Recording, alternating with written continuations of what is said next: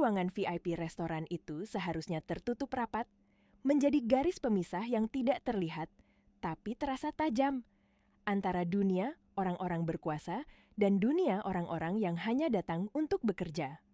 Namun, siang itu, takdir seperti sengaja menggeser engselnya sedikit saja, cukup untuk membuat satu kesalahan kecil berubah menjadi awal dari sebuah kisah yang tidak pernah dibayangkan siapapun.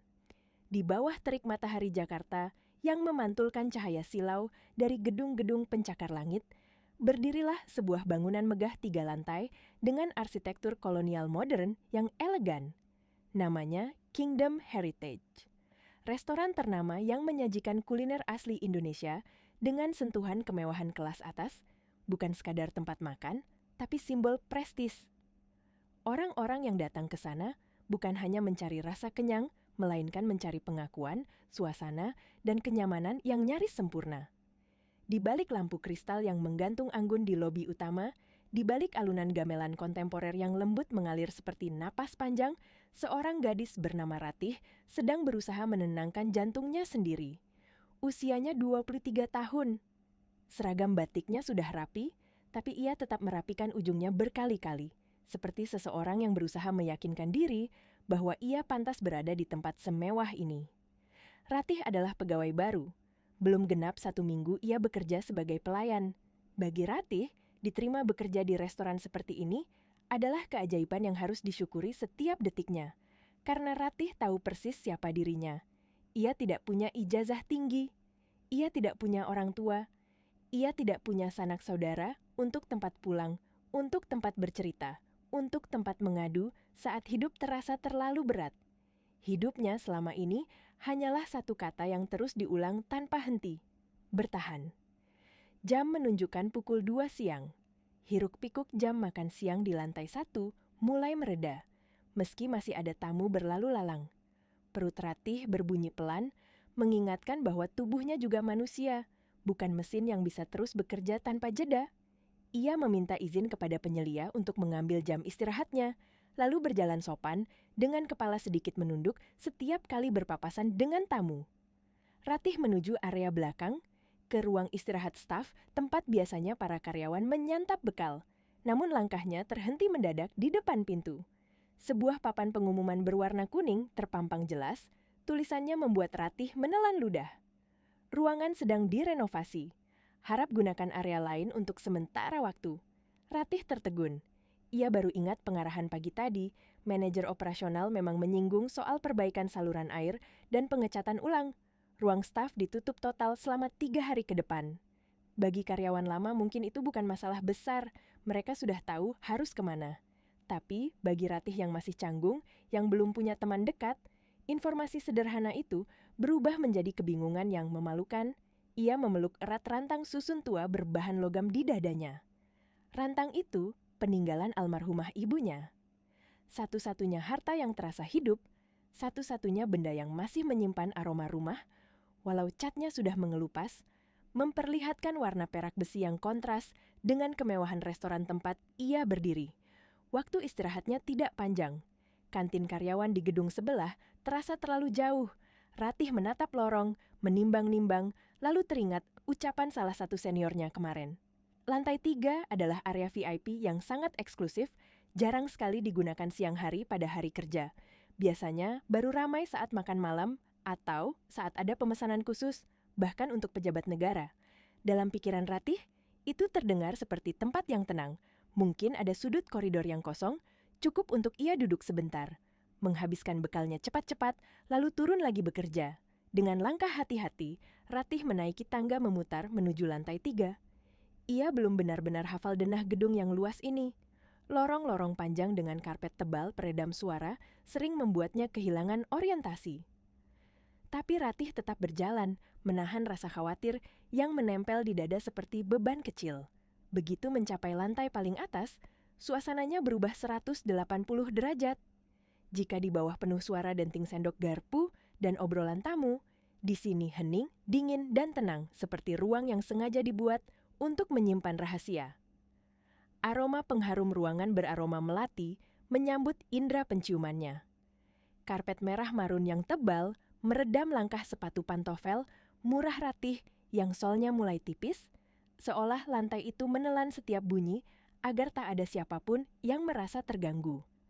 Ratih menyusuri lorong yang dipenuhi lukisan-lukisan abstrak mahal. Di dinding, deretan pintu kayu jati kokoh dengan nomor-nomor kuningan berkilau.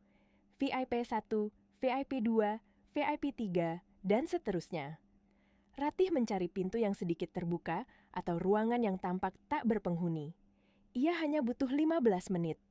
Ia tidak ingin mengganggu siapapun. Ia hanya ingin makan. Di ujung lorong, matanya menangkap pintu VIP 1 yang sedikit tidak rapat.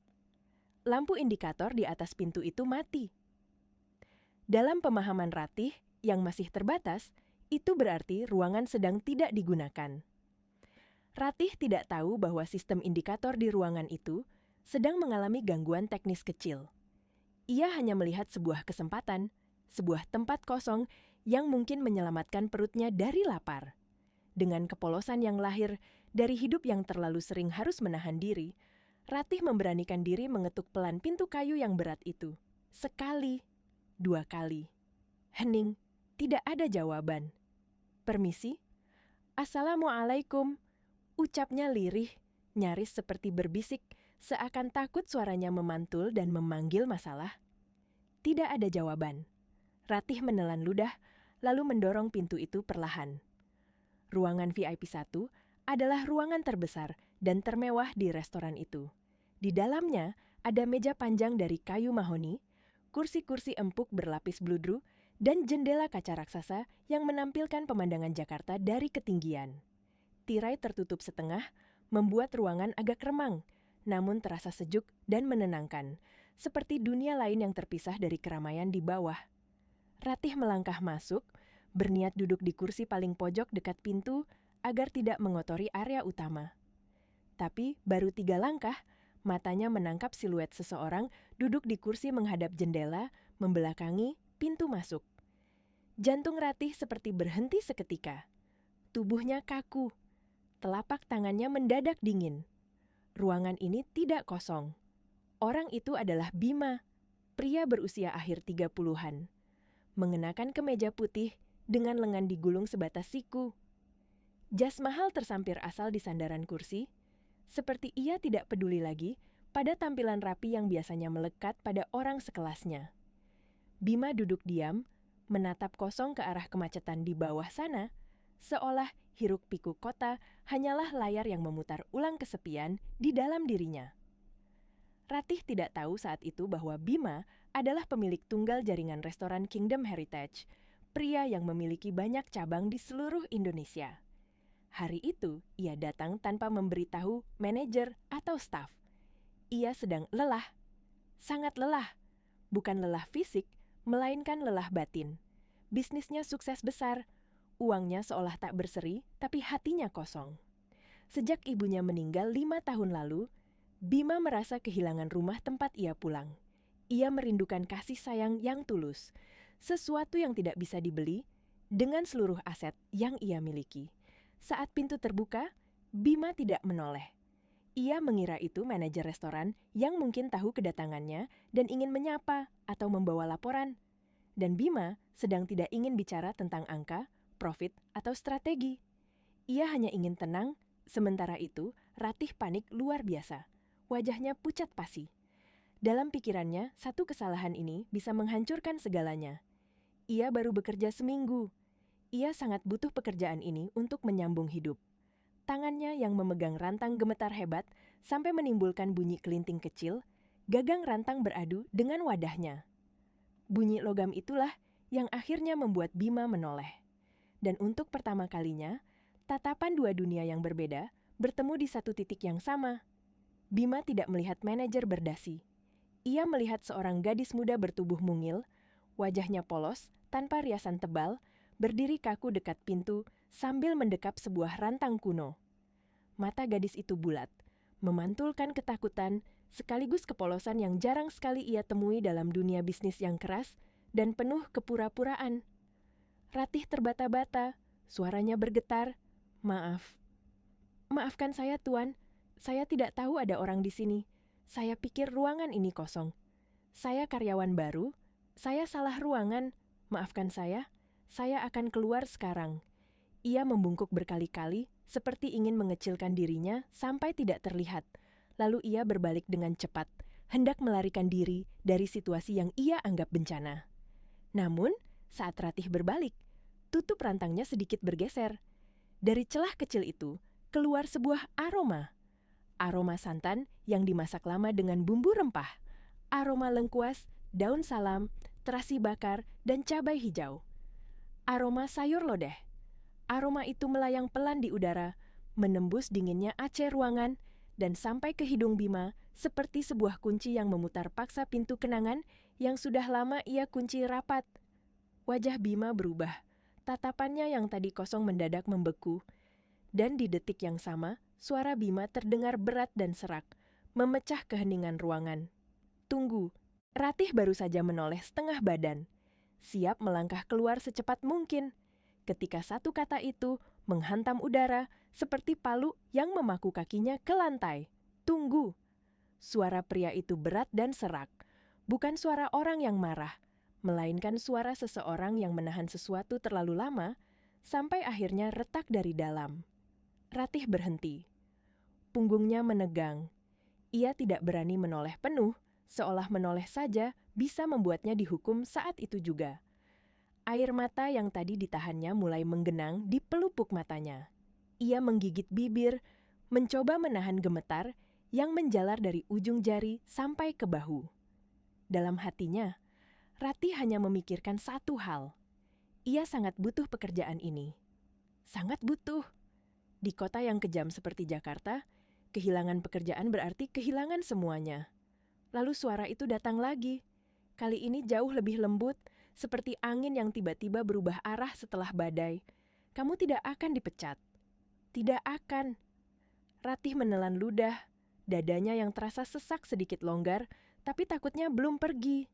Ia menoleh perlahan, matanya ragu-ragu, dan di sana ia melihat Bima menatapnya bukan dengan tatapan bos besar yang memandang bawahan, melainkan dengan tatapan seorang manusia yang mendadak terlempar jauh ke masa lalu oleh sesuatu yang sederhana. Ratih mengangkat rantangnya sedikit, seperti ingin menyembunyikannya.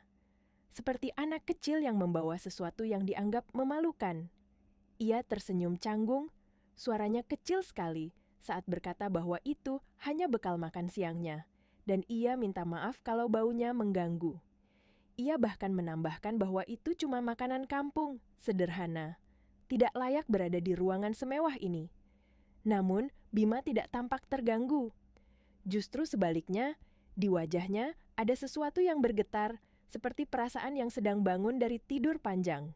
Tatapannya tidak bisa lepas dari rantang itu, dari uap yang samar-samar masih ingin keluar, dari aroma santan dan rempah yang masih menggantung halus di udara.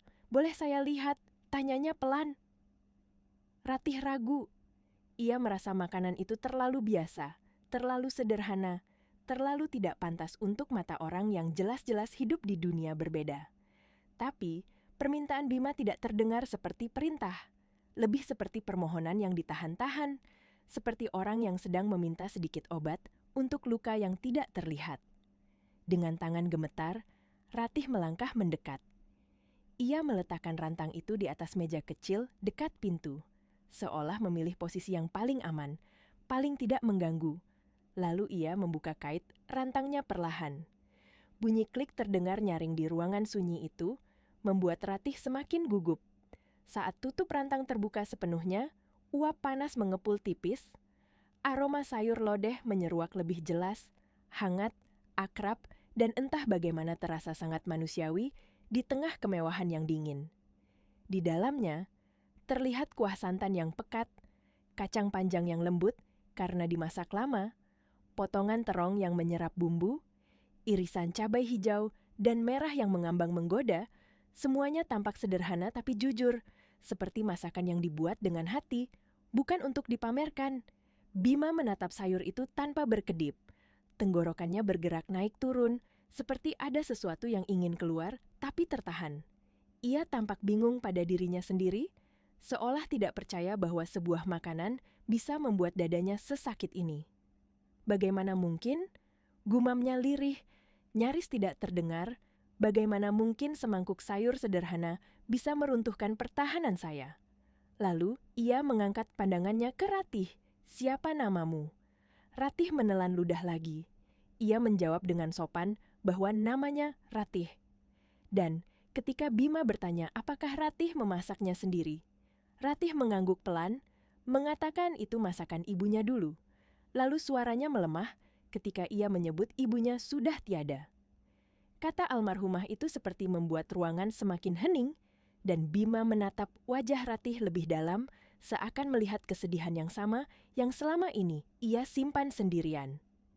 Di mata Ratih, Bima bukan lagi pria berwibawa yang duduk di kursi empuk. Ia tampak seperti seseorang yang sedang kelaparan.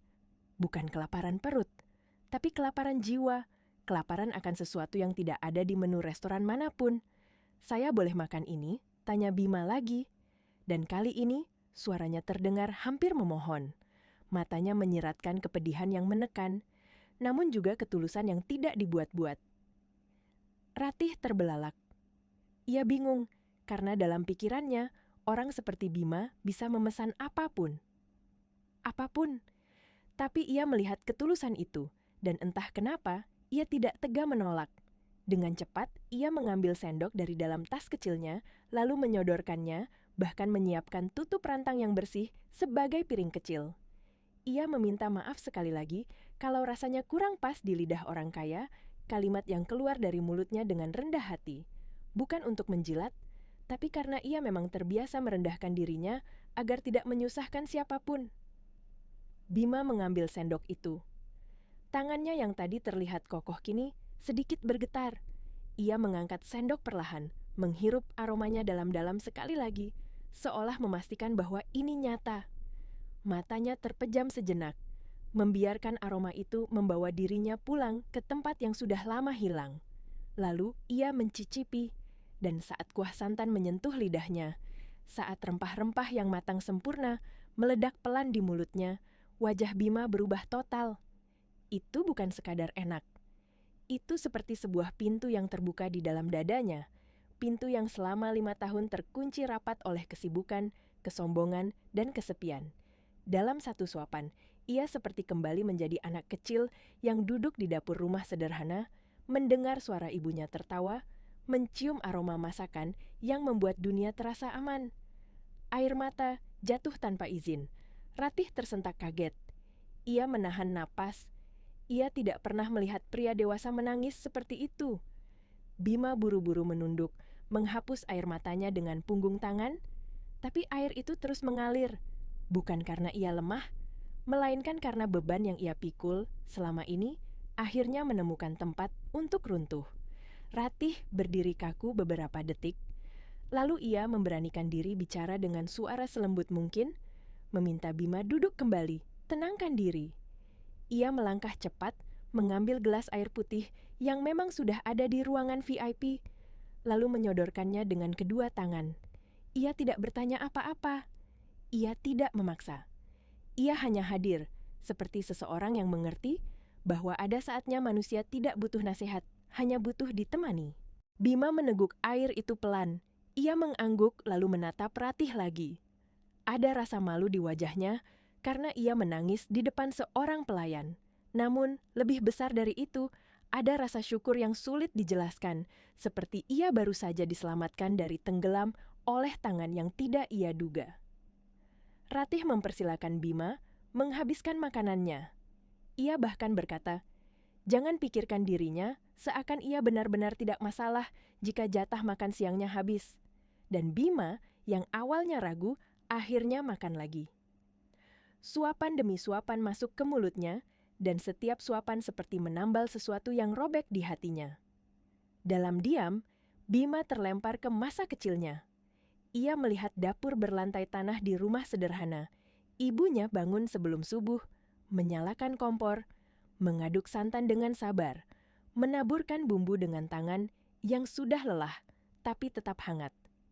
Ia menyadari, sayur lodeh Ratih memiliki jiwa yang sama dengan masakan ibunya.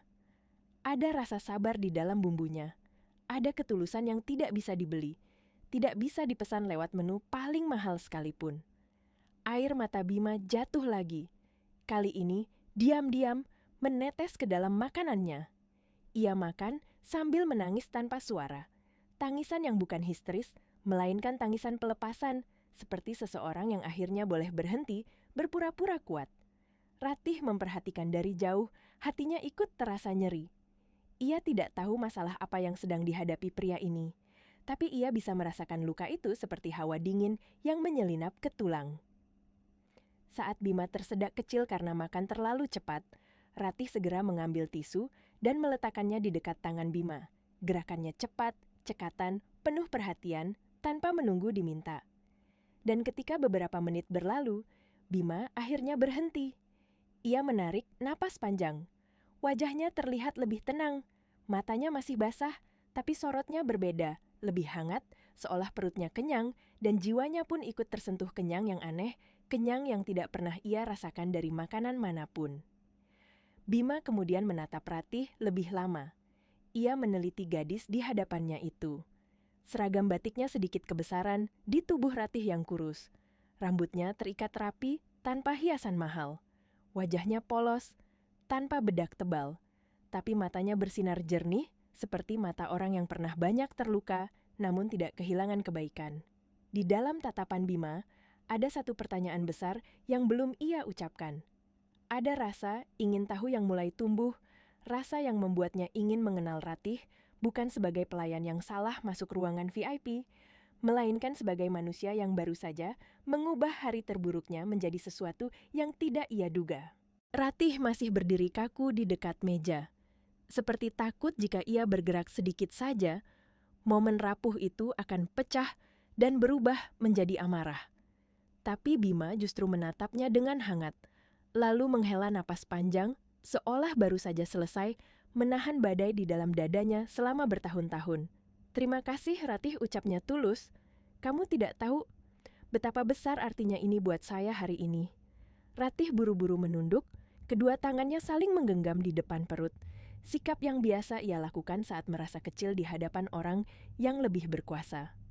"Sama-sama, Pak." "Alhamdulillah kalau Bapak suka," jawabnya pelan. Di wajahnya ada rasa lega, tapi juga bingung karena ia belum pernah melihat seorang pria dewasa yang tampak begitu kuat, mendadak rapuh hanya karena semangkuk sayur lodeh. Bima menggeleng pelan, lalu tersenyum tipis yang terlihat getir. "Jangan panggil saya tuan atau bos sekarang. Panggil saya Pak saja. Atau kalau kamu nyaman, panggil saya Bima," katanya, seperti sedang menurunkan tembok status di antara mereka, setidaknya untuk sesat.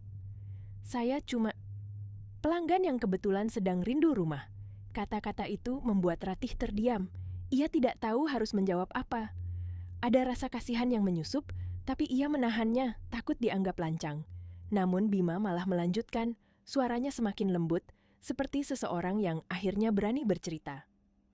"Ratih, dari mana kamu belajar masak lodeh seperti ini?" Ratih tersenyum kecil, senyum yang lebih seperti kenangan daripada kebahagiaan. "Dari ibu, Pak. Dari kecil saya bantu ibu di dapur. Ibu selalu bilang, kalau masak lodeh itu kuncinya di kesabaran. Santannya harus dimasak pelan, jangan terburu-buru. Kalau masak sambil marah, nanti rasanya ikut marah. Kalau masak sambil ikhlas, yang makan juga ikut tenang." Bima terpaku mendengar itu. Filosofi sederhana yang keluar dari mulut gadis muda ini seperti menamparnya. Selama ini, ia dikelilingi orang-orang pintar yang bicara tentang strategi, investasi, dan angka. Tapi jarang ada yang bicara tentang hati, tentang ikhlas, tentang rasa yang lahir dari kesabaran. Dadanya kembali terasa sesak, bukan karena sedih semata, tapi karena ia menyadari betapa jauh ia tersesat dalam hidup yang serba cepat dan penuh kepura-puraan. Lalu Bima bertanya lagi, lebih hati-hati, seperti takut salah langkah dan menyakiti. "Ibumu masih ada?" Wajah Ratih berubah. Senyumnya menghilang perlahan. Ia menggeleng pelan, matanya menunduk, dan suaranya turun setingkat seperti bisikan yang menyimpan luka. "Ibu sudah meninggal 2 tahun lalu, Pak. Sakit parah. Kami tidak punya biaya banyak." Saya sempat kerja apa saja sampai akhirnya bisa diterima di sini. Bima menelan ludah. Ia menatap Ratih lebih dalam, seolah baru sadar bahwa gadis ini juga memikul kehilangan yang besar. Kehilangan yang mungkin sama pahitnya dengan kehilangan yang selama ini menghantui dirinya sendiri. Kamu tinggal dengan siapa sekarang? Kamu punya keluarga? Ratih menggeleng lagi. Saya anak tunggal, Pak. Nenek dan kakek juga sudah tidak ada. Saya sendiri di Jakarta. Satu kata itu sendiri terdengar sangat berat, seperti batu yang jatuh ke dasar hati tanpa suara. Bima, yang selama ini merasa dirinya paling kesepian meski punya segalanya, tiba-tiba merasa malu pada keluhannya sendiri. Karena Ratih tidak punya siapa-siapa, tapi ia masih bisa tersenyum, masih bisa bekerja, masih bisa berbagi, masih bisa membawa makanan untuk orang lain. Kamu tinggal di mana? Tanya Bima. Suaranya hampir bergetar. Cuman kos kecil, Pak. Yang penting bisa tidur dan aman, jawab Ratih, berusaha terdengar biasa. Seakan hidup sebatang kara di kota besar adalah hal yang wajar. Padahal tidak. Itu adalah perjuangan yang tiap malam harus ditelan sendiri, tanpa bahu, untuk bersandar. Bima menatap rantang yang kini kosong setengah, lalu ia sadar sesuatu, seperti ditampar oleh kenyataan yang sederhana. Kamu belum makan ya? Ratih tersenyum canggung. Tidak apa-apa, Pak. Tadi pagi saya sarapan agak banyak, saya kuat. Kalimat itu seperti pisau kecil yang menusuk hati Bima. Ia tahu itu bukan sepenuhnya benar. Itu kalimat yang lahir dari kebiasaan menahan diri, dari kebiasaan mengalah agar orang lain tidak merasa bersalah. Bima menatap Ratih, lalu bertanya pelan, "Kenapa kamu berikan padaku? Kenapa bukan kamu yang makan?" Ratih terdiam sebentar, lalu menjawab dengan jujur yang paling sederhana. "Karena tadi saya lihat Bapak terlihat sangat kacau.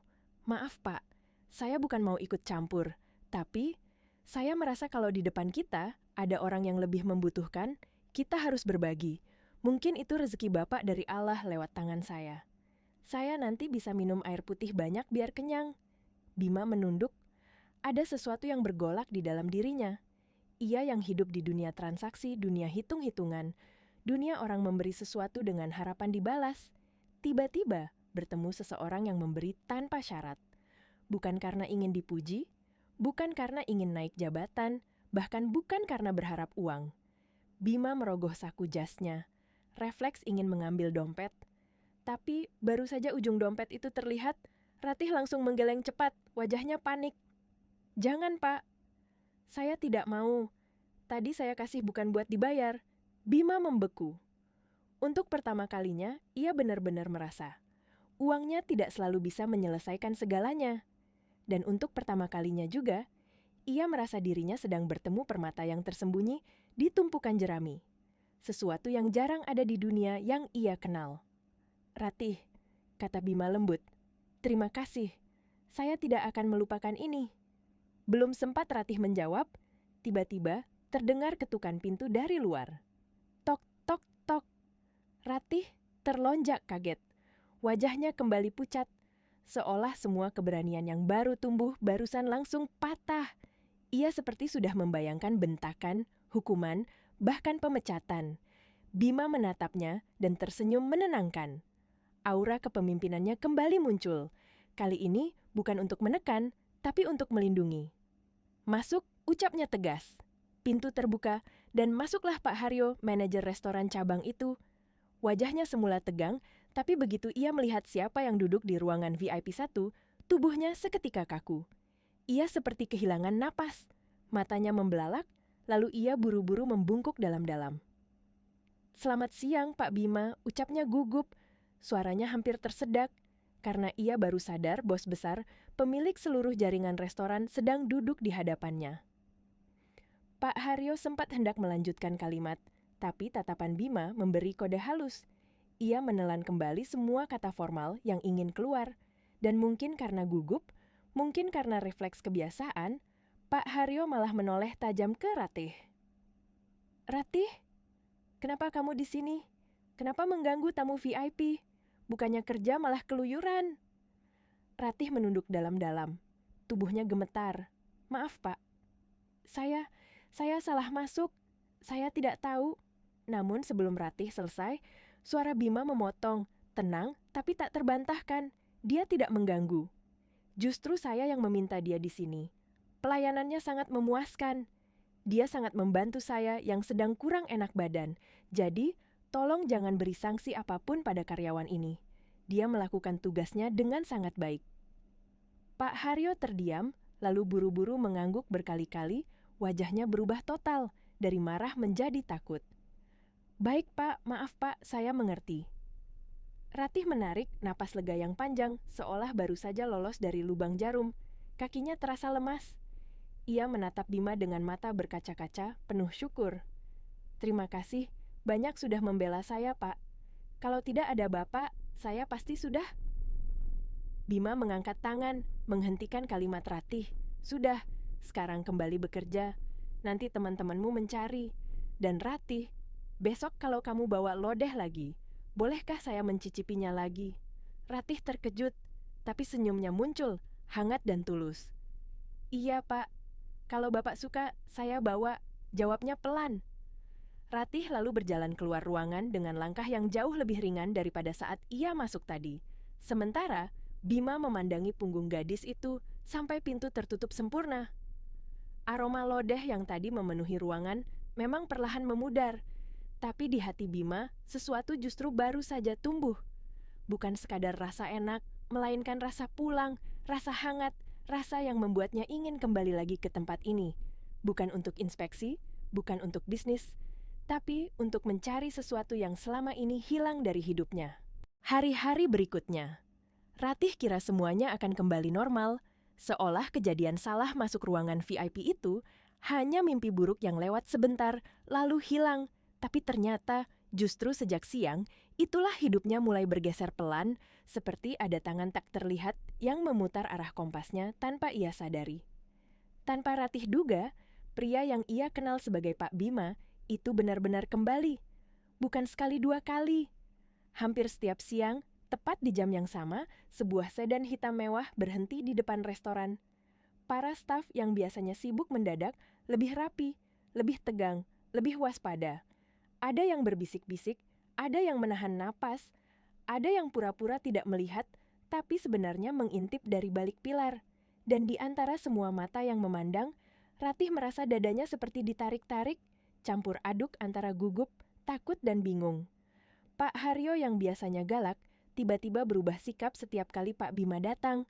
Nada suaranya lebih lembut, langkahnya lebih cepat, bahkan sorot matanya seperti orang yang sedang berusaha mati-matian, tidak membuat kesalahan. Ratih melihat semuanya, tapi ia memilih diam. Ia hanya menjalankan tugas, menunduk sopan, dan berusaha tidak terlihat mencolok. Namun, semakin Ratih berusaha menyembunyikan dirinya, semakin takdir seperti sengaja menyorotkan lampu tepat ke arahnya. Pak Bima selalu meminta ruangan VIP 1. Ruangan yang sama. Ruangan yang menjadi awal dari semua ini. Dan yang membuat Ratih semakin tidak percaya, Pak Bima selalu meminta Ratih yang melayani. Secara logika, tamu VIP seperti itu biasanya dilayani oleh staf senior yang sudah terlatih menghadapi tuntutan rumit dan protokol ketat. Tapi Ratih, pelayan baru, gadis sederhana dengan rantang logam tua, justru menjadi orang yang ditunggu-tunggu. Pada awalnya Ratih canggung bukan main. Setiap kali menerima perintah itu, lututnya terasa lemas. Ia takut salah gerak, takut salah bicara, takut ada orang lain iri, lalu mencari-cari kesalahannya. Namun Pak Bima datang bukan dengan wajah dingin yang menuntut, melainkan dengan sorot mata yang, entah kenapa, terasa seperti seseorang yang sedang menunggu pulang. Siang itu, Ratih membawa rantang lagi. Masih sayur lodeh, masih masakan yang sama, tapi ia memasaknya dengan lebih hati-hati, seperti ada tanggung jawab baru yang diam-diam melekat di pundaknya. Saat ia masuk ke ruangan VIP 1, ia melihat Pak Bima sudah duduk rapi, seolah menegakkan badan karena menahan antusias. Di meja sudah ada gelas air mineral. Dan yang membuat Ratih tercekat, rapat penting yang sering dibicarakan para staf, ternyata dibatalkan Pak Bima hanya untuk datang makan siang di sini. Ratih meletakkan rantang pelan-pelan. Pak Bima tersenyum, menatapnya seperti melihat sesuatu yang menenangkan. "Kamu datang juga," katanya dengan suara hangat, seperti seseorang yang takut ditinggal lagi. Ratih hanya mengangguk, lalu bertanya sopan, apakah Pak Bima ingin langsung makan. Tapi sebelum Ratih sempat mundur untuk memberi ruang, Pak Bima menepuk kursi di depannya dan nada suaranya berubah seperti orang yang sedang bercanda, tapi sebenarnya serius. "Duduk, Ratih. Saya tidak mau makan sendirian." Masa teman bicara saya berdiri terus seperti patung. Ratih terbelalak. Baginya, duduk satu meja dengan tamu VIP adalah sesuatu yang nyaris tidak pernah terjadi. Itu melanggar kebiasaan, melanggar rasa takutnya sendiri. Namun Pak Bima menatapnya dengan ketegasan yang lembut, bukan memerintah, tapi seperti meminta. Dan Ratih, yang hatinya terlalu mudah iba, akhirnya duduk pelan di ujung kursi, masih menjaga jarak, masih menunduk, masih merasa dirinya tidak pantas. Pak Bima memulai obrolan ringan dulu, menanyakan hari Ratih, menanyakan apakah pekerjaannya berat, menanyakan apakah ia sudah makan. Ratih menjawab dengan hati-hati, sesekali tersenyum kecil. Ia mengatakan capek, tapi senang melihat tamu makan dengan lahap. Dan setiap kali Ratih berkata seperti itu, Pak Bima menatapnya makin dalam, seolah menemukan sesuatu yang jarang ada, seseorang yang bekerja bukan hanya untuk gaji, tapi untuk rasa bermanfaat. Saat rantang dibuka, aroma lodeh lagi-lagi memenuhi ruangan. Pak Bima tidak langsung makan. Ia seperti menikmati aromanya dulu, seperti orang yang menghirup kenangan, lalu ia makan perlahan, suapannya tidak terburu-buru, matanya sesekali menatap Ratih, dan Ratih merasa jantungnya berdetak tidak karuan karena ia tidak paham kenapa seorang pria yang punya segalanya bisa setenang itu hanya karena masakan sederhana. Percakapan mereka pelan-pelan menjadi lebih dalam. Pak Bima seperti tidak puas hanya tahu Ratih sebagai pelayan yang ramah. Ia ingin tahu Ratih sebagai manusia. Dan Ratih, entah kenapa, merasa aman saat berbicara dengannya, seolah pria itu tidak sedang menilai, tidak sedang mencari celah, hanya mendengarkan. Pak Bima bertanya tentang hari libur, tentang lebaran, tentang momen orang-orang pulang kampung. Ratih terdiam cukup lama, lalu matanya menerawang ke arah jendela, menatap langit Jakarta yang luas, tapi terasa dingin bagi orang yang tidak punya siapa-siapa. Ia mengaku, hari-hari besar justru yang paling berat. Saat orang lain berkumpul keluarga, ia hanya memeluk guling di kamar kos, menahan sepi sampai pagi. Namun Ratih tidak mengucapkannya dengan nada mengemis simpati. Ia mengatakannya seperti seseorang yang sudah menerima luka sebagai bagian hidup. Lalu ia tersenyum kecil dan berkata sesuatu yang membuat Pak Bima mendadak terdiam. "Saya yakin Allah tidak pernah tidur, Pak. Allah ambil orang tua saya, tapi Allah juga mengganti, mungkin lewat orang-orang baik yang saya temui. Ibu saya dulu selalu bilang, ibu tidak mau lihat anaknya cengeng. Jadi saya janji sama diri sendiri, saya harus hidup bahagia dan bermanfaat. Biar ibu tenang di sana." Kalimat itu sederhana, tapi menghantam Pak Bima seperti gelombang besar. Ratih bisa merasakannya dari cara Pak Bima menunduk, dari napasnya yang tertahan, dari matanya yang seperti berusaha tidak basah. Ratih tidak tahu bahwa di balik jas mahal dan mobil mewah, Pak Bima juga menyimpan kesepian yang sama, hanya saja kesepiannya dibungkus rapat oleh kebanggaan, oleh bisnis, oleh nama besar.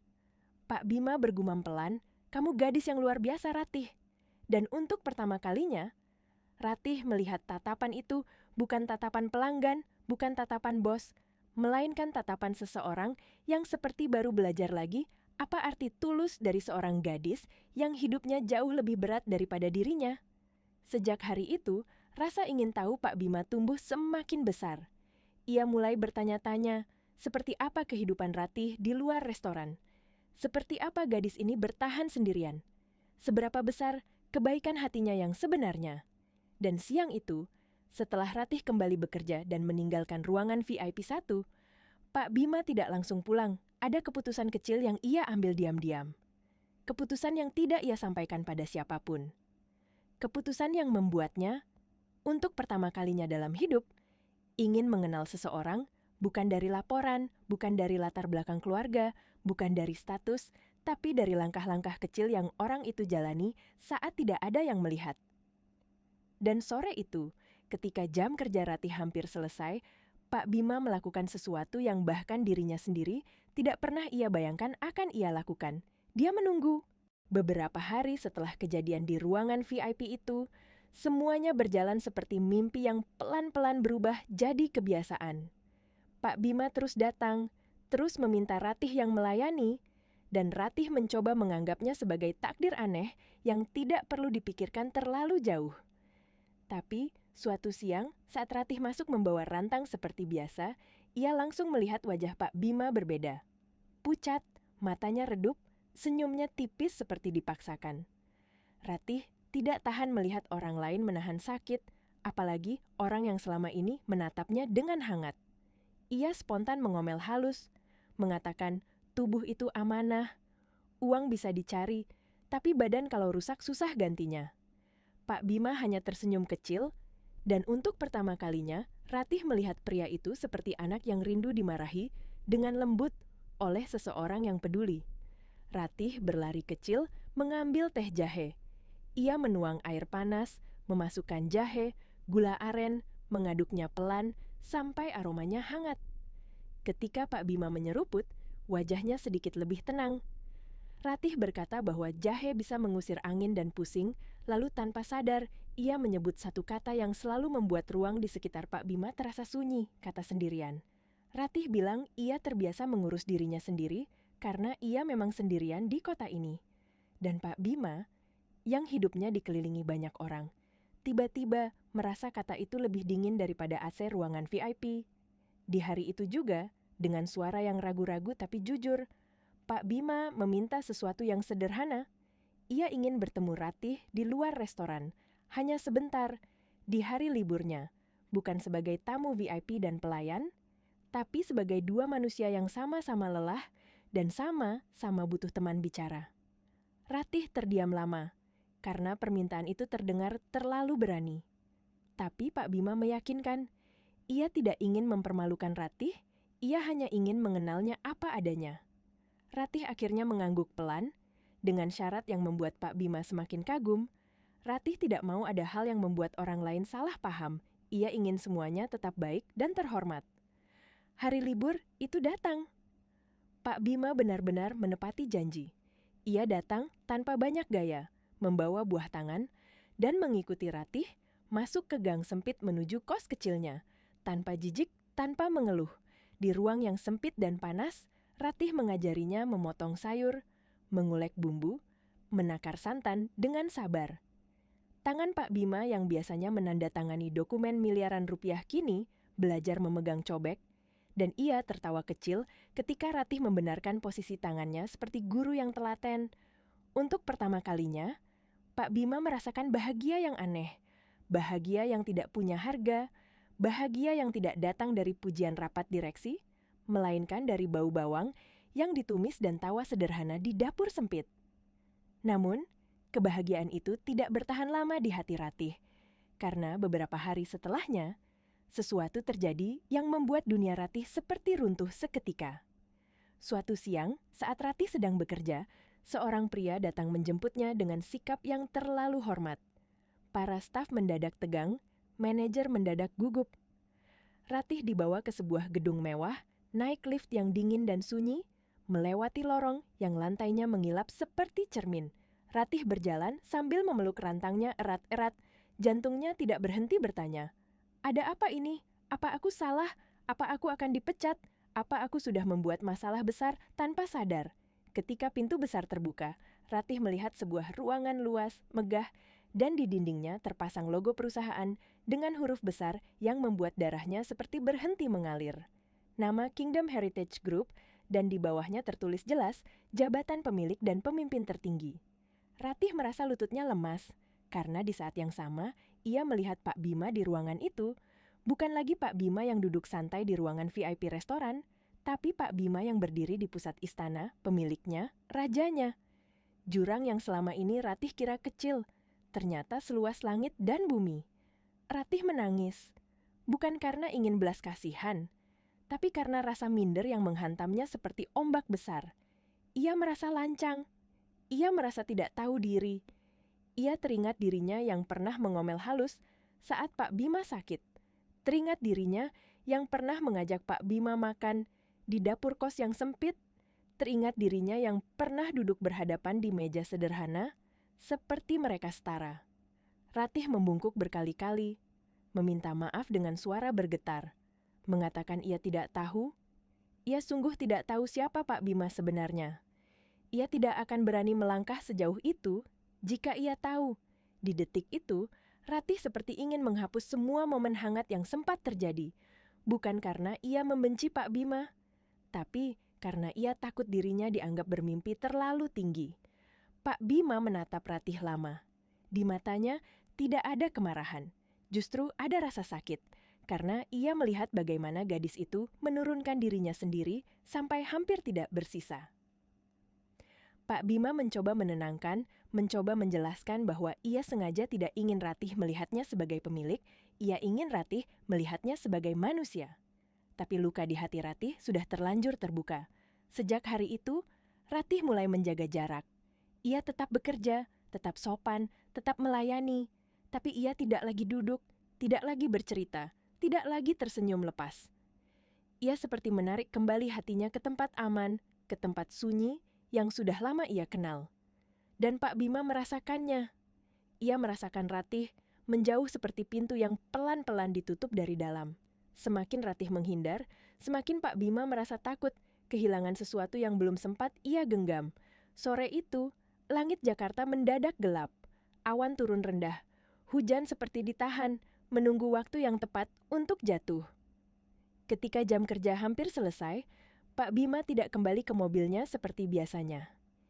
Ia menunggu di tempat yang tidak terlihat jelas dari dalam restoran, menunggu dengan perasaan yang tidak ia mengerti sendiri. Ia melihat Ratih keluar dari pintu karyawan dengan tas yang dipeluk erat. Langkahnya cepat, kepalanya menunduk, seperti ingin segera hilang dari pandangan dunia. Hujan turun saat Ratih sampai di halte bus depan kompleks restoran. Halte itu tua, atapnya bocor di beberapa titik, angin membawa percikan air hujan masuk dari sisi samping. Ratih berdiri memeluk tubuhnya sendiri, menggigil, rok dan sepatunya basah. Ia menatap jalanan yang macet, menunggu bus yang entah kapan datang.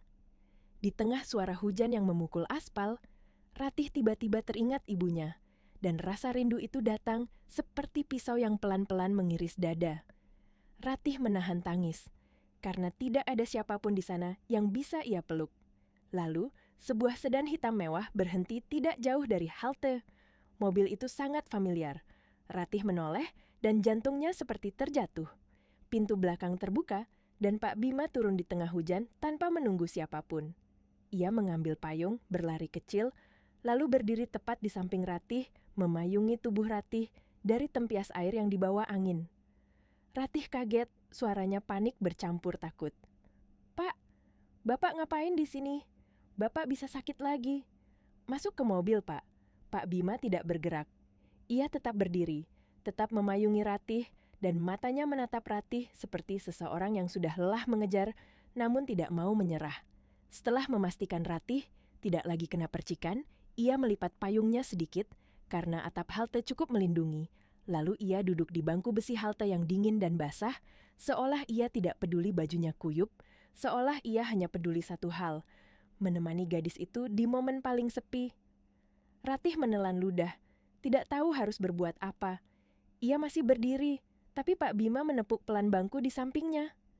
"Duduklah, kakimu pasti pegal berdiri seharian," katanya lembut. Ratih ragu, lalu duduk pelan, menjaga jarak. Hujan menderu di depan mereka, dan untuk beberapa detik, tidak ada suara selain hujan dan napas yang tertahan. "Kenapa Bapak melakukan ini?" tanya Ratih akhirnya. Suaranya nyaris tenggelam. Pak Bima menoleh, menatap wajah Ratih yang basah oleh percikan hujan dan mungkin juga oleh sesuatu yang Ratih tidak ingin akui. "Karena saya tidak ingin kamu merasa sendirian," jawabnya pelan. "Mobil, uang, ruangan VIP, semua itu bisa dibeli lagi. Tapi momen bersamamu tidak bisa dibeli." Ratih menunduk. Kata-kata itu terlalu dalam, terlalu tulus, terlalu menakutkan bagi seseorang yang seumur hidup belajar bahwa ia harus menjaga diri agar tidak berharap pada apapun. Pak Bima lalu bertanya dengan nada yang lebih dalam, lebih lembut. seolah ia benar-benar ingin memahami.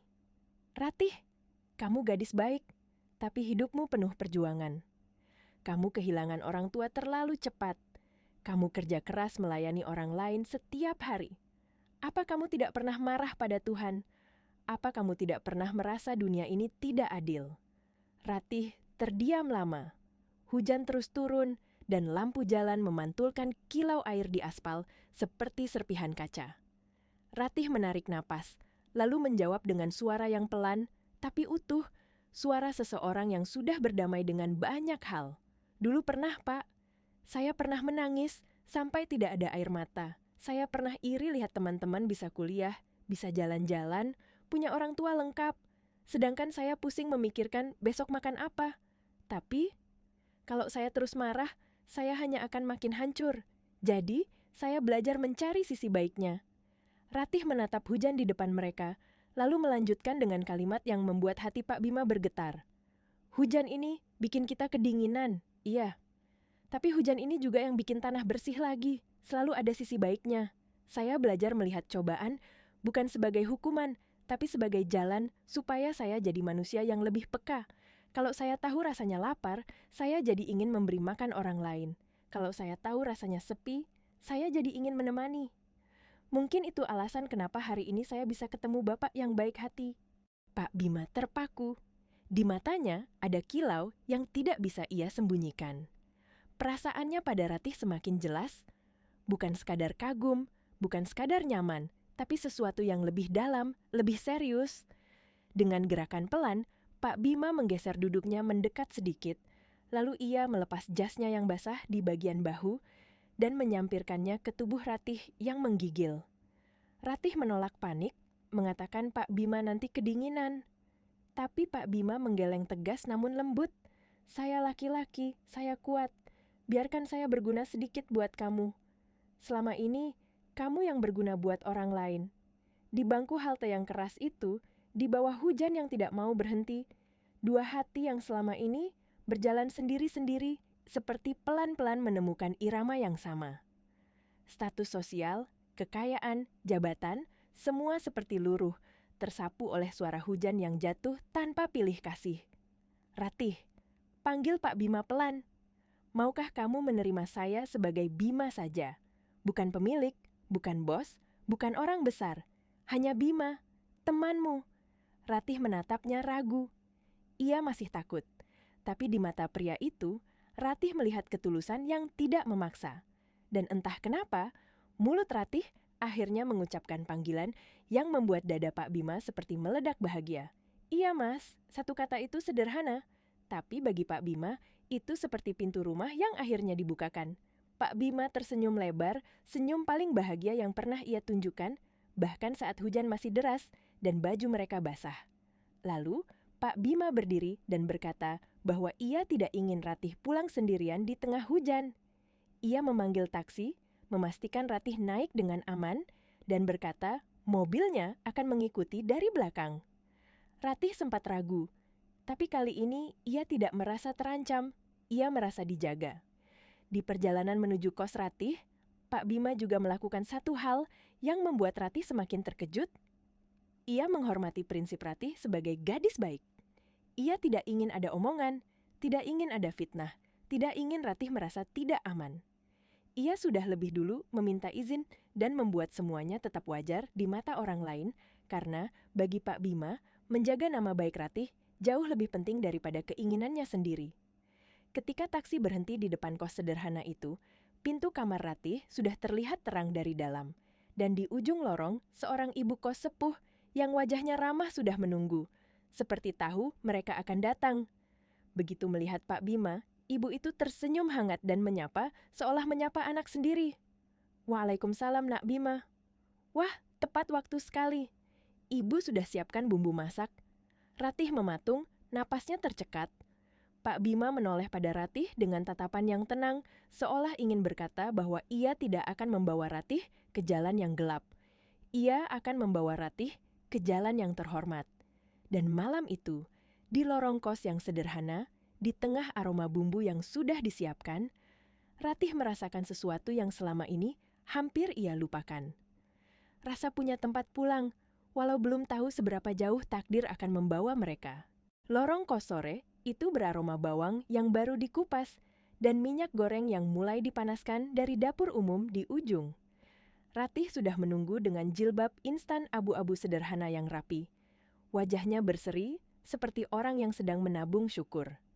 Di sampingnya, Bu Bariah duduk tenang, tangan sepuhnya memetik daun salam sambil sesekali bergumam, seolah menjadi pagar halus yang menjaga adab mereka agar tetap terhormat di mata siapapun yang lewat. Mas Bima datang tepat waktu, menenteng belanjaan kentang dan cabai merah besar, menyapa warga dengan sopan sampai beberapa ibu-ibu tersenyum geli melihat lelaki rapi itu masuk gang kecil seperti anak rumahan. Begitu sampai di dapur umum, Bima langsung menyingsingkan lengan baju, berdiri di depan meja panjang yang catnya sudah kusam. Namun bagi Ratih dan Bu Bariah, meja itu adalah tempat lahirnya kehangatan. "Mas, kentangnya dipotong dadu kecil-kecil ya. Hati-hati pisaunya tajam," ujar Ratih lembut. Matanya tidak terlalu lama menatap Bima, karena ia tahu batas. Ia tahu cara menjaga diri. "Siap, Bu Guru," jawab Bima patuh, bahkan nadanya seperti bocah yang baru belajar hal penting dan tidak ingin mengecewakan. Suara irisan kentang beradu dengan talenan, desis minyak panas menyambut bumbu yang masuk, aroma terasi yang digoreng perlahan naik ke udara. Bu Bariah sesekali menimpali dengan cerita masa muda, membuat Ratih tertawa kecil, membuat Bima ikut tertawa lepas. Di momen-momen sederhana itu, Bima merasakan sesuatu yang tidak pernah ia dapat dari ruang rapat direksi, sesuatu yang hangat, sesuatu yang membuat dada terasa lapang seperti habis salat panjang. Saat masakan hampir matang, Bu Bariah berdehem pelan dan berdiri perlahan. "Ibu mau ke kamar sebentar ya? Mau ambil air minum obat. Kalian lanjut saja mengaduknya. Jangan sampai gosong," katanya, lalu berjalan pelan. Tapi ia tidak benar-benar jauh. Ia hanya duduk di teras kamarnya yang jaraknya dekat. Cukup untuk tetap mengawasi, cukup untuk menjaga semuanya tetap terang dan aman. Begitu Bu Bariah bergeser, suasana dapur mendadak lebih hening. Hanya suara spatula yang beradu dengan wajan dan napas yang seolah ditahan-tahan. Ratih fokus mengaduk santan agar tidak pecah. Sementara Bima berhenti memotong sisa kentang, seperti ada satu pertanyaan yang menumpuk di dadanya dan tak bisa ia simpan lagi. "Ratih," panggil Bima pelan. "Ya, Mas," jawab Ratih tanpa menoleh, tetap menjaga masakannya. "Apakah kamu bahagia hidup seperti ini?" Pertanyaan itu meluncur begitu saja, tapi bunyinya seperti mengetuk pintu paling dalam di hati Ratih. Ia tersenyum tipis, senyum yang tidak dibuat-buat, senyum orang yang sudah lama belajar menerima. "Bahagia itu letaknya di hati, Mas, bukan di rumah mewah atau mobil bagus. Hari ini saya sehat, saya bisa beribadah, saya punya tetangga baik seperti Bu Bariah, dan punya teman sebaik Mas Bima. Bagi saya, nikmat Allah ini sudah lebih dari cukup." Bima menatap Ratih lama, lalu ia meletakkan pisaunya, membasuh tangan di keran, mengelapnya pelan. Ia berdiri dengan jarak yang sopan, tidak mendekat, tapi cukup dekat untuk bicara serius tanpa harus meninggikan suara. "Karena saya ingin membuatmu lebih bahagia lagi." Dengan cara yang diridai Allah, ucapnya formal namun lembut. Ratih mematikan kompor. Jantungnya berdetak begitu keras sampai ia takut suaranya terdengar. Ia membalikkan badan, tapi tetap menunduk, menatap ujung sandal, seperti takut tatapan matanya sendiri akan membuka sesuatu yang selama ini ia kunci rapat. "Mas Bima sudah terlalu baik sama saya," jawab Ratih lirih, suaranya seperti benang tipis yang nyaris putus. Bima menghela napas panjang, lalu merogoh saku celananya. Ia mengeluarkan sebuah kotak bludru kecil berwarna merah hati. Bima tidak maju untuk menyentuh Ratih, tidak memegang tangan Ratih, tidak melakukan apapun yang bisa menabrak adab.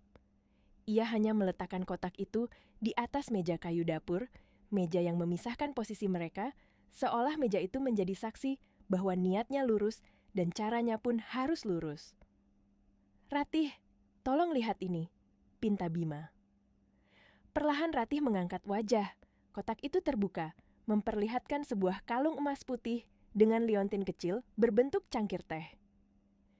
Liontin itu berkilau terkena cahaya sore yang masuk dari ventilasi, begitu halus, begitu manis, seperti disiapkan bukan untuk pamer, tapi untuk kenangan. Mas, itu liontin cangkir teh, bisik Ratih, tangannya refleks menutup mulut karena kaget. Iya, kata Bima, suaranya bergetar menahan haru, simbol pertemuan pertama kita, waktu kamu membawakan teh dan lodeh ke ruangan VIP. Saat itu kamu bukan cuma membawa makanan Ratih, kamu membawa cahaya ke dalam hidup saya, yang gelap dan sepi. Ratih menelan ludah, matanya mulai berkaca-kaca, karena ia tidak menyangka ada orang mengingat detail kecil tentang dirinya dengan sedalam itu. Saya tidak berani memakaikannya sekarang, lanjut Bima, tegas tapi penuh hormat, karena saya belum berhak, tapi saya ingin kamu menyimpannya. Anggap ini tanda keseriusan saya, tanda bahwa saya tidak main-main. Bima memandang Ratih dengan tatapan seorang lelaki yang ingin memuliakan perempuan, bukan menaklukkan. Ratih bisa merasakan itu, rasanya seperti hangat yang merambat ke tulang. Ratih, dengarkan saya, ucap Bima lagi. Saya punya rumah besar, kamarnya banyak, perabotannya mahal. Tapi rumah itu kosong, dingin. Setiap saya pulang kerja, saya hampa. Tidak ada suara ngaji, tidak ada aroma masakan, tidak ada kehangatan. Bima menarik napas, lalu melanjutkan lebih pelan, lebih jujur. Tapi saat saya bersamamu di dapur sederhana ini, diawasi Bu Bariah, saya merasa sedang pulang. Kamu adalah rumah yang selama ini saya cari. Kesalehanmu, kesabaranmu, dan ketulusanmu menyadarkan saya. Saya tidak butuh wanita sosialita. Saya butuh wanita yang bisa menjadi makmum saya, yang bisa mengingatkan saya pada Allah, yang bisa mendidik anak-anak saya kelak. Air mata Ratih jatuh satu persatu. Ia menahan isak, tapi dadanya terasa penuh. Saya tahu saya banyak kekurangan, lanjut Bima. Suaranya semakin serak. Masa lalu saya mungkin terlalu sibuk mengejar dunia. Tapi izinkan saya memperbaiki diri bersamamu. Maukah kamu menyempurnakan separuh agama saya? Maukah kamu menjadi istri saya? Bukan sebagai istri bos restoran, tapi sebagai istri Bima, hamba Allah yang fakir ilmu ini. Dapur itu mendadak seperti kehilangan udara. Ratih menutup matanya sebentar, seolah ingin memastikan ia tidak sedang bermimpi. Namun rasa minder itu datang seperti ombak besar, mengingatkan Ratih tentang kenyataan yang selalu membuatnya mengecil. Tapi Mas, saya cuma pelayan. Saya yatim piatu. Saya tidak punya apa-apa. Nanti Mas malu punya istri miskin seperti saya di depan kolega Mas.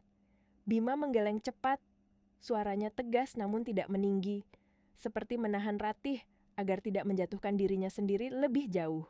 Jangan bicara begitu. Di mata Allah yang membedakan kita cuman ketakwaan. Hatimu jauh lebih kaya dari semua aset perusahaan saya. Saya justru bangga kalau Allah mengizinkan saya jadi imam bagi wanita sekuat dan semulia kamu. Ratih mengangkat wajah. Ia menatap Bima sekilas, lalu menunduk lagi. Tapi kali ini bukan karena takut. Kali ini karena dadanya dipenuhi keyakinan yang lembut.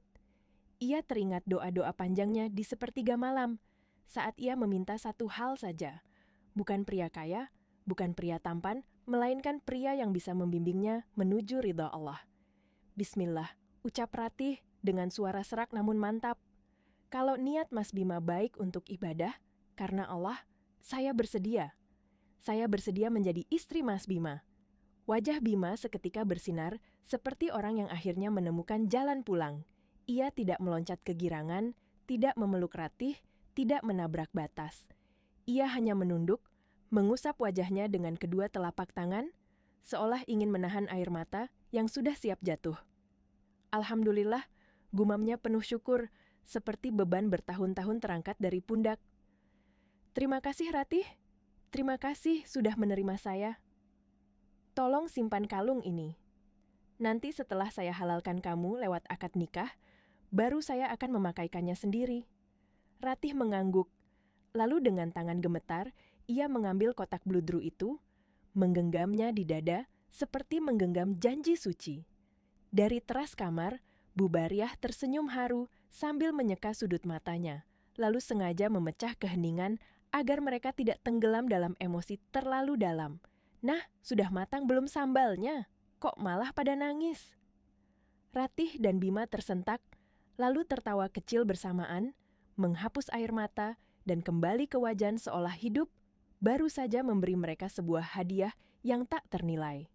Sore itu ditutup dengan makan bersama bertiga di teras kontrakan. Makan malam sederhana sambal goreng kentang, hati sapi terasa lebih nikmat daripada jamuan mewah manapun.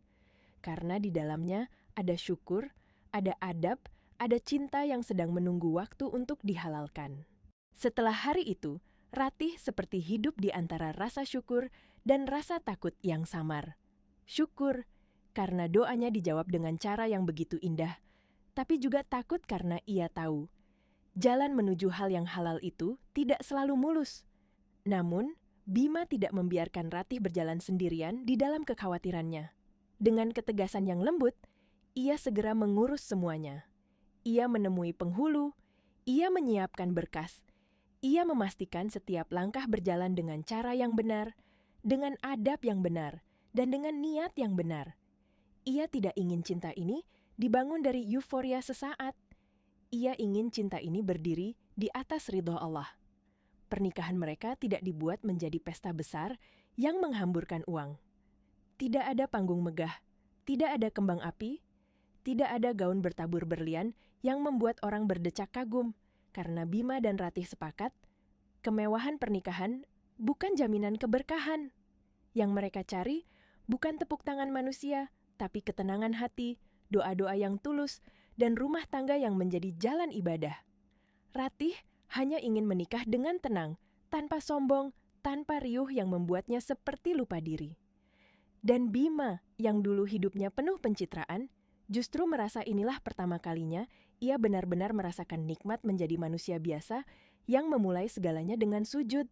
Waktu berjalan, dan takdir tidak berhenti memberi kejutan. Pagi itu, udara puncak Bogor terasa dingin dan bersih. Kabut tipis melayang di antara pegunungan hijau, seperti selimut halus yang membuat dunia terasa lebih pelan dan lebih damai. Di sana, berdiri rumah yang mereka pilih bukan karena ingin pamer, tapi karena ingin pulang. Rumah itu hangat, teduh, dan sederhana dalam kemewahan yang paling penting, kemewahan ketenangan.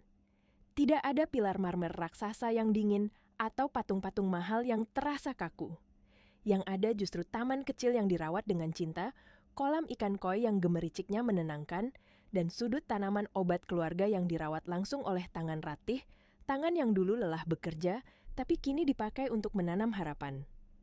Ratih berjalan pelan di halaman, mengenakan baju rumah berwarna hijau pastel, dan jilbab instan yang menutup dada.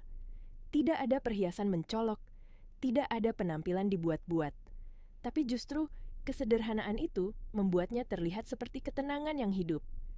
Dari pintu penghubung ruang tengah, terdengar langkah kaki yang familiar. Bima muncul dengan wajah yang jauh lebih cerah. Ia mengenakan baju koko putih bersih dan sarung tenun rapi, seperti lelaki yang hatinya kini tidak lagi berlari mengejar dunia semu.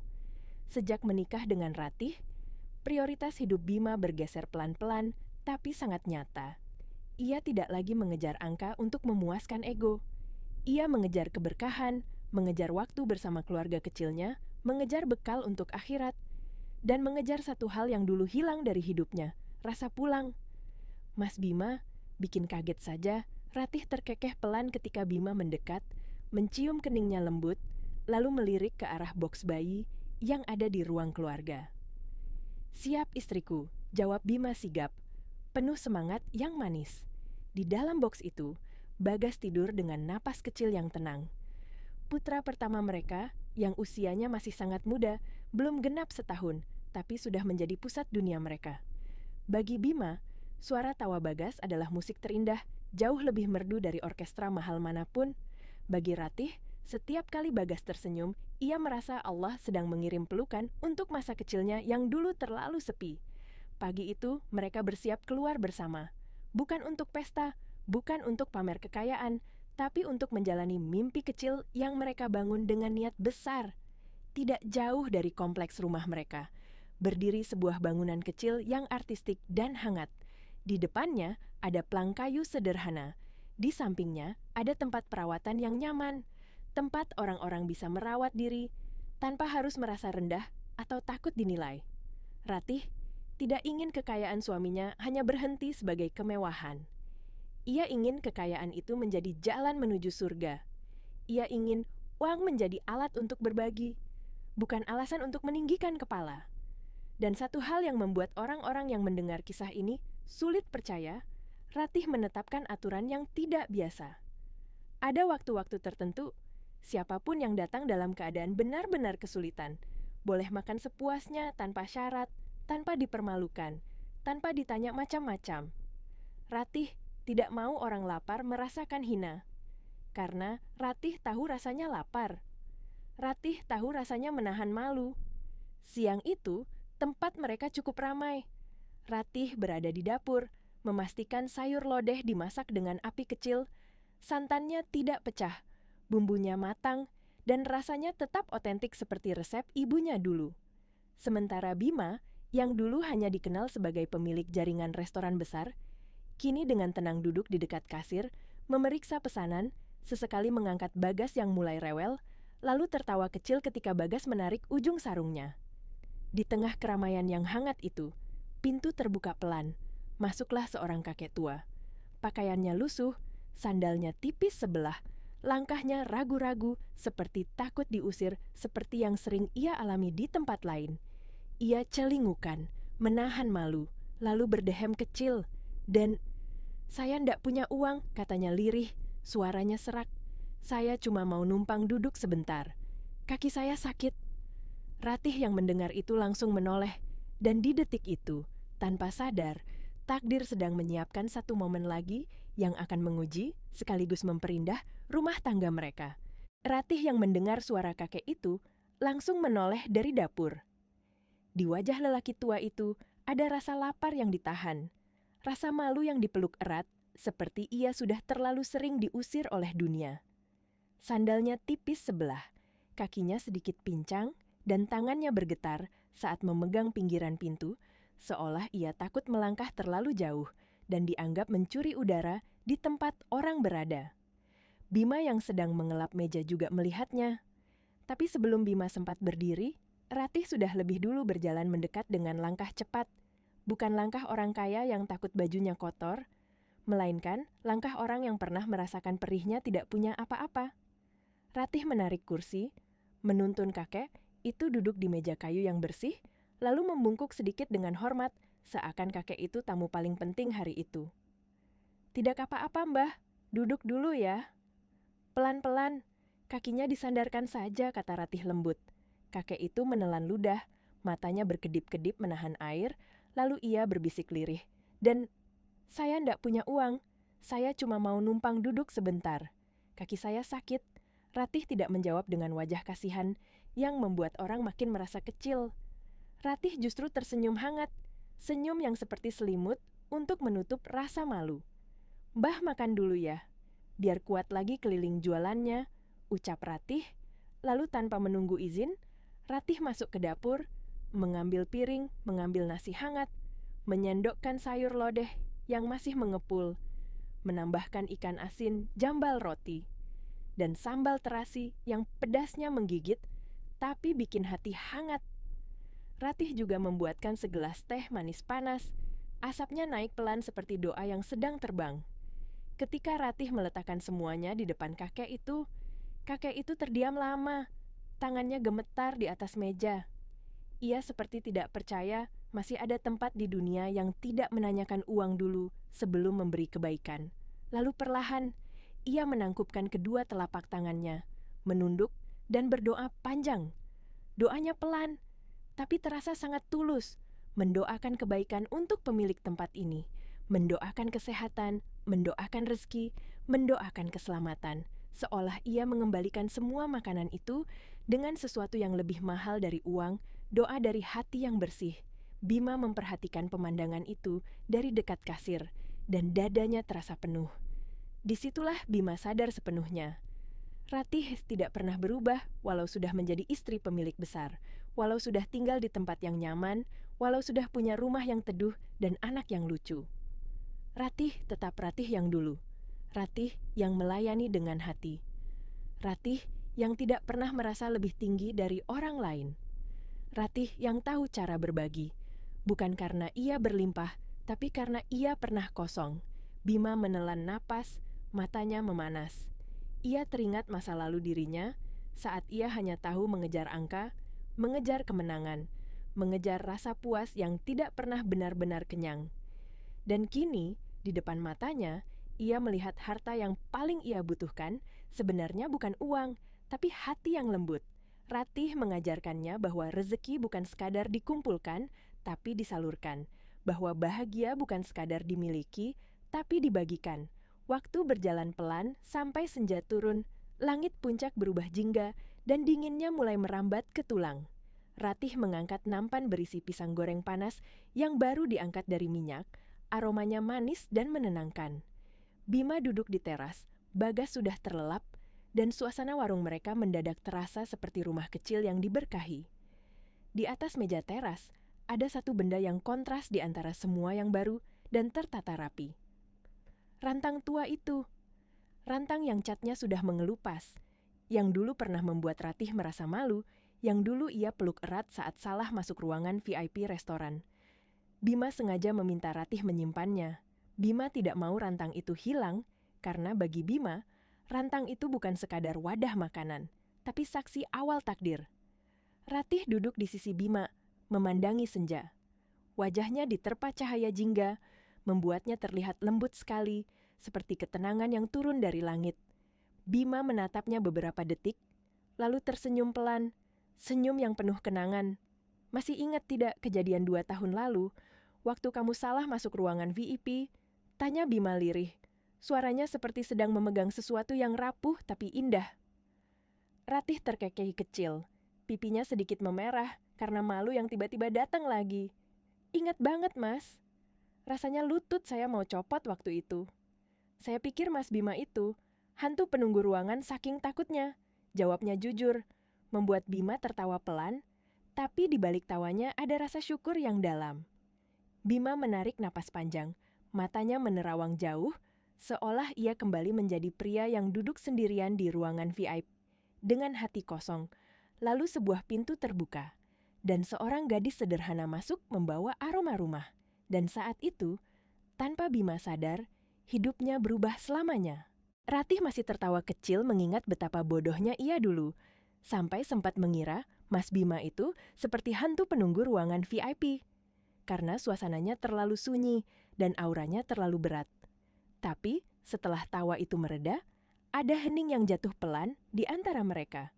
Hening yang bukan canggung, melainkan hening yang hangat. Seperti dua orang yang akhirnya bisa duduk diam tanpa takut ditinggalkan. Bima menatap senja yang mulai menggelap, lalu menoleh pada Ratih dengan mata yang penuh rasa syukur. Suaranya pelan, tapi setiap kata terasa seperti doa yang lama ia simpan di dada. Ratih, kadang Mas masih tidak percaya. Kalau waktu itu kamu tidak salah masuk ruangan VIP, mungkin Mas masih jadi pria yang pulang ke rumah besar, tapi hatinya kosong. Mungkin Mas masih jadi orang yang terlihat sempurna di mata dunia, tapi setiap malamnya sepi dan dingin. Ratih menunduk, jari-jarinya meremas ujung jilbabnya pelan, seperti ingin menyembunyikan rasa haru yang tiba-tiba naik ke tenggorokan. Ia ingin bilang bahwa dirinya juga tidak pernah membayangkan bisa sampai di titik ini, bisa duduk di teras rumah hangat dengan seseorang yang dulu terasa begitu jauh. Tapi sebelum Ratih sempat bicara, Bima perlahan menggeser duduknya. Tangannya bergerak pelan, penuh hormat, lalu meraih tangan Ratih dan menggenggamnya erat. Ratih terkejut sedikit, bukan karena sentuhan itu berlebihan, tapi karena ia masih sering lupa bahwa sekarang ia bukan lagi gadis yang menahan hidup sendirian. Sekarang, ia punya tangan yang siap menggenggamnya saat ia lelah. Sekarang, ia punya seseorang yang tidak membuatnya merasa kecil, justru membuatnya merasa aman. Jari-jari Ratih yang dulu kasar karena pekerjaan berat, kini terasa hangat dalam genggaman itu. Ratih menatap tangan mereka, lalu menatap Bima, dan di mata Bima, ia melihat sesuatu yang membuat dadanya bergetar. Bukan sekadar cinta, tapi rasa pulang yang benar-benar pulang. Bima menghela napas, suaranya bergetar halus, saat ia berkata, itu adalah kesalahan terbaik yang pernah terjadi dalam hidup Mas. Kesalahan yang Allah pakai untuk menyatukan orang yang butuh pulang dengan orang yang butuh tempat bernaung. Ratih menelan ludah. Matanya mulai berkaca-kaca, karena kalimat itu seperti memeluk semua luka yang pernah ia pendam tanpa suara. Ia teringat malam-malam di kos sempit saat ia memeluk bantal dan bertanya dalam hati, kenapa hidup terasa begitu berat. Ia teringat bagaimana ia pernah merasa dunia ini terlalu dingin untuk seorang anak yatim piatu. Dan sekarang, di teras rumah sederhana yang teduh, ia seperti mengerti. Mungkin Allah menahan kebahagiaan itu bukan untuk menyiksa, tapi untuk mengajarkan ia sabar sampai datang waktu yang paling tepat. Mas, Ratih berbisik, suaranya serak, saya juga merasa begitu. Saya yang sebatang kara butuh pelindung dunia akhirat. Saya butuh imam yang bisa menuntun saya, bukan cuma di dunia, tapi sampai nanti. Bima memejamkan mata sebentar, seolah menahan air mata yang ingin jatuh lagi. Ia menggenggam tangan Ratih lebih erat, lalu mengangguk pelan. Terima kasih Ratih, terima kasih sudah menerima Mas apa adanya, dengan segala kekurangan Mas yang fakir ilmu agama ini. Terima kasih sudah sabar membimbing Mas, mengubah rumah Mas yang dulu dingin jadi hangat, mengubah hidup Mas yang dulu penuh kesombongan, jadi lebih tahu diri. Ratih tersenyum kecil di tengah air matanya. Ia menggeleng pelan, seperti menolak semua pujian itu. Jangan bilang begitu, Mas. Saya yang harus berterima kasih. Saya tidak pernah bermimpi bisa punya rumah yang tenang, bisa punya anak, bisa punya suami yang bertanggung jawab. Saya tidak peduli orang bilang saya beruntung, karena saya tahu ini semua bukan soal beruntung. Ini soal Allah yang menutup satu pintu, lalu membuka pintu lain yang jauh lebih indah. Bima menatap Ratih lama, lalu berbisik, Mas mencintaimu karena Allah, Ratiho.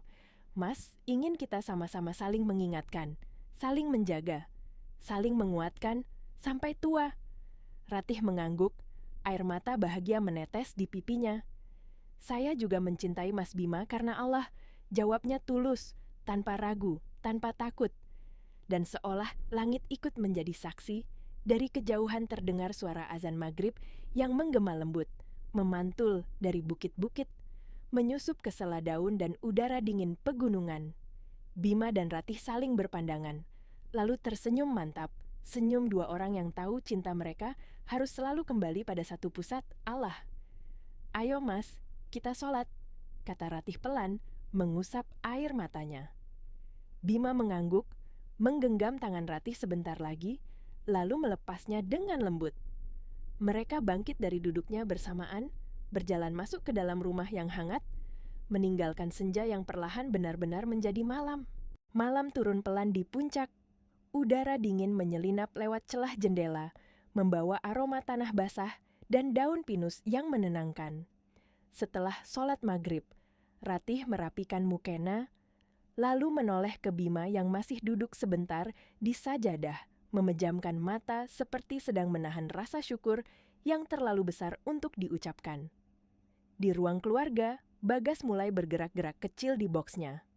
Suara rengekan halus terdengar, seperti anak kecil yang mencari pelukan. Ratih segera mendekat, mengangkat Bagas perlahan, mengayun-ayun lembut sambil bersenandung pelan. Bima berdiri di sampingnya, menatap dua manusia yang paling ia cintai itu, lalu menarik napas panjang, seolah baru saja sadar bahwa inilah kekayaan yang paling ia cari seumur hidup. Ratih, panggil Bima lembut. Ratih menoleh, Bagas masih di pelukannya. Ya Mas, Bima tersenyum, lalu mengeluarkan sesuatu dari laci meja kecil di samping sofa. Kotak bludru merah hati itu. Ratih langsung tertegun, dadanya berdebar, karena ia tahu makna kotak itu. Janji yang pernah diucapkan di dapur kos, di hadapan Bu Bariah, ketika cinta masih berupa niat yang dijaga agar tetap suci. Bima membuka kotak itu perlahan. Liontin cangkir teh berkilau halus di bawah lampu rumah. Tidak mencolok, tapi bermakna. Ratih menatapnya lama, dan kenangan langsung mengalir deras. Ruangan VIP yang sunyi, rantang tua yang ia peluk erat, teh jahe hangat, dan tatapan pria yang ternyata sedang runtuh oleh rindu pada rumah. Dengan gerakan yang sangat hati-hati, Bima mendekat, bukan mendekat dengan nafsu, bukan mendekat dengan tergesa, tapi mendekat seperti seorang imam yang menjaga adab pada makmumnya. Ratih menyerahkan Bagas kepada pengasuh yang sudah dipercaya, lalu berdiri di depan Bima dengan wajah yang sedikit menunduk. Bima mengangkat kalung itu, lalu memakaikannya sendiri di leher Ratih sesuai janjinya.